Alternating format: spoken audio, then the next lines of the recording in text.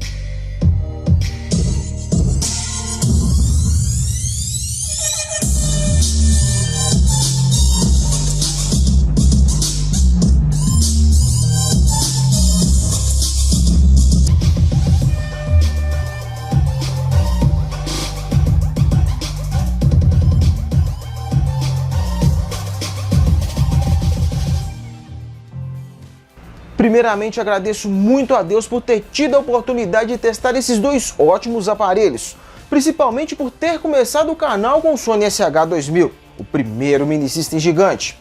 Nisso, todos os dois, apesar das diferenças, têm boa qualidade sonora, não distorcem, mesmo com tudo no máximo. Claro que cada um para o seu público específico. O Sony Shake 55 tem o que o pessoal fala grave seco, mesmo sendo com alto-falante emborrachado. O som dele é bem parecido com o do Sony Shake 77. Já o Sony SH2000 tem grave macio, mas muito grave, o que no meu gosto acaba abafando os agudos e médios. Fazendo assim, em questão sonora, eu preferi o Sony Shake 55, que também acaba tendo mais recursos que o Sony SH2000, como por exemplo a função Bluetooth. Com esses detalhes eu te pergunto, concorda comigo? Sim ou não? Nisso, esse foi o resultado. No pico de 92, o Sony Shake 55 marcou 46 vezes e o Sony SH2000 34, que no pico de 93 marcou 33 e o Sony Shake 55 13. Além disso, o Sony SH2000 alcançou o pico de 94 3 vezes, sendo assim o campeão desse duelo. Mas caixa junta tem diferença de caixa separada. Por isso eu peguei outro Sony SH2000 para fazer novamente o teste, mas dessa vez com as caixas juntas. Se inscreva no canal para ver essas e outras novidades sobre mini systems e já aproveita para conferir esse vídeo especial que fiz sobre o Sony SH2000 contra todos os mini systems.